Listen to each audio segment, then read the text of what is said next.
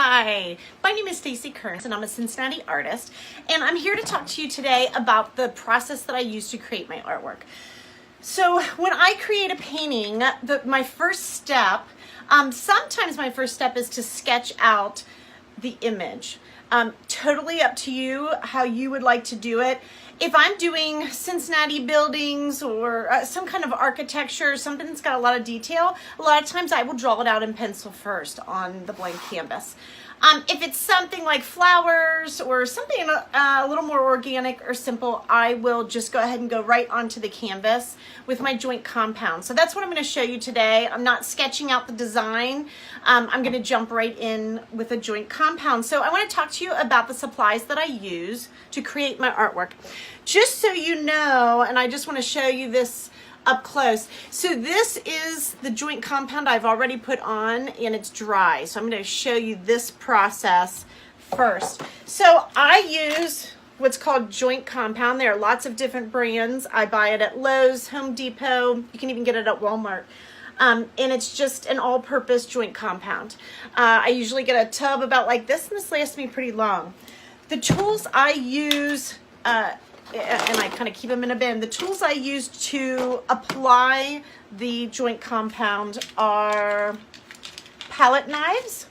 You can get these at well, you can't get them at Walmart, but I would say like Michael's, Hobby Lobby, any of your art supply stores. And if you have ever used palette knives before, you know they come in lots of different shapes and sizes. I can tell you these two are my favorite. I also use putty knives, and you can see, well, these are all the same size.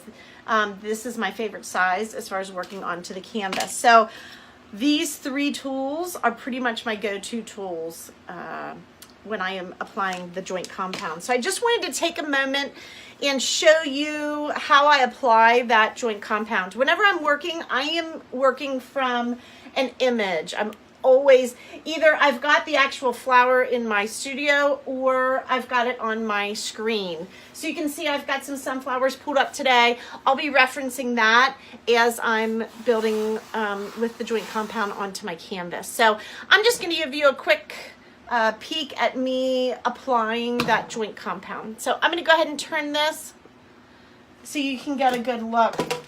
This is what the joint compound looks like, kind of a putty. And I'm going to just do one sunflower. I'm going to go ahead and start with this tool, and I'm going to start with the center of my sunflower. And again, I just wanted to give you a look at how I apply it. And of course, every artist has their own style, and you definitely want to use your style when you're applying this. Some areas I still leave a little bit of the canvas showing, and then I make others even thicker. It's so nice to work with that kind of 3D aspect of the joint compound.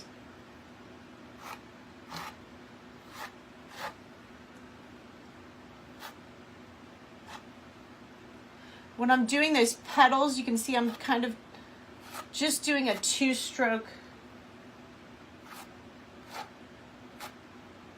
technique.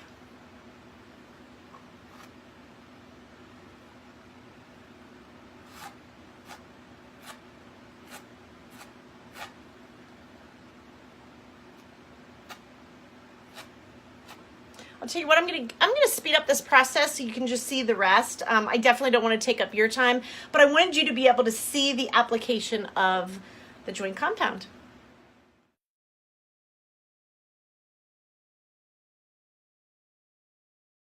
Okay, so I went ahead and finished up in the time lapse the plaster or joint compound image on the canvas.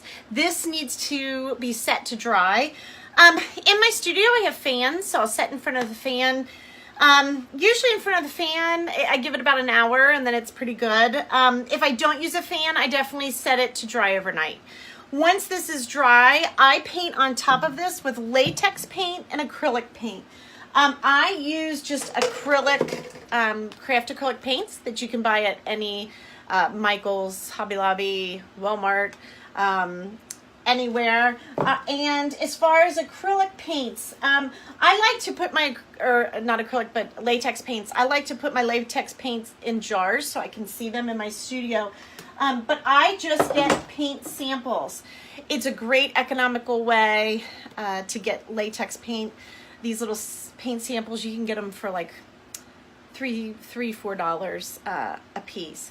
And so that's what I use. So once this joint compound is dry, I go ahead and paint it with acrylic and latex paint. So I hope this helps on just kind of knowing a little bit about my process, and good luck.